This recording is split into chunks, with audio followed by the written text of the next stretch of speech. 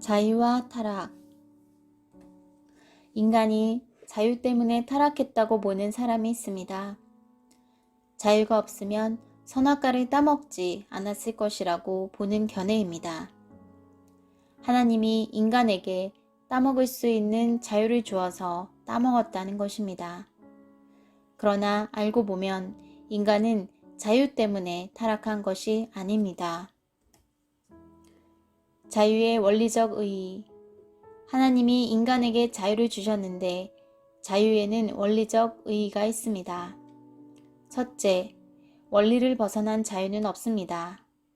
우리 인간이 가진 자유는 두 가지가 있습니다. 생각하고 뜻을 세우는 의지의 자유가 있고 그 의지에 따라서 행동하는 행동의 자유가 있습니다.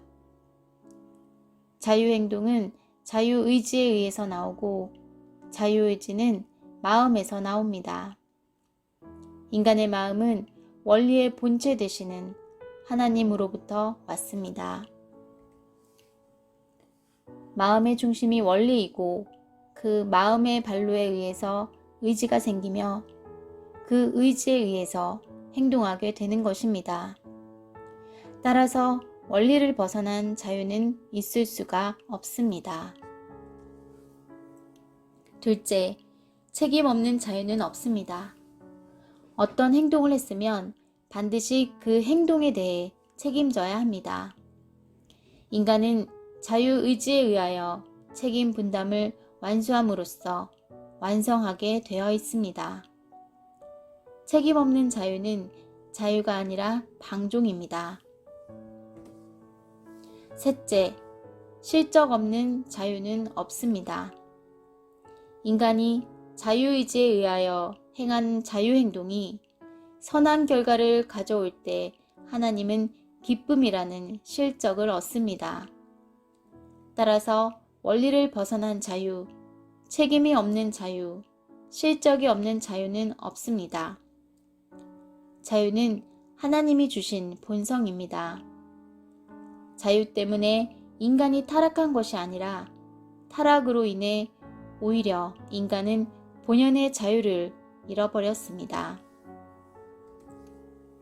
하나님은 아담 회화에게 선악과를 따먹으면 죽는다고 했습니다. 아담 회화가 선악과를 따먹으면 죽을 줄 알면서도 선악과를 따먹은 것은 비원리적 사랑에 넘어간 것이지 하나님이 주신 자유 때문이 아닙니다. 죽는 줄 알면서도 사랑 때문에 사선을 넘어간 것입니다. 그 사랑은 하나님이 원치 않는 비원리적 사랑입니다. 해와가 종인 천사장과 맺은 사랑이기 때문입니다. 그로 인해 생명나무가 되어야 할 아담이 죽은 인간이 되었습니다. 죽은 인간을 다시 찾아오신 분이 참 부모입니다. 참 부모님은 사탄의 정체를 밝히셨습니다. 또 인간이 사탄과 관계를 끊고 본연의 자리로 돌아가도록 하기 위해서 죽음을 각오하셨습니다. 아담이 죽기를 각오하고 비원리적인 사랑을 했기 때문에 다시 돌아가려면 죽기를 각오하고 참사랑을 통해서 넘어가야 합니다.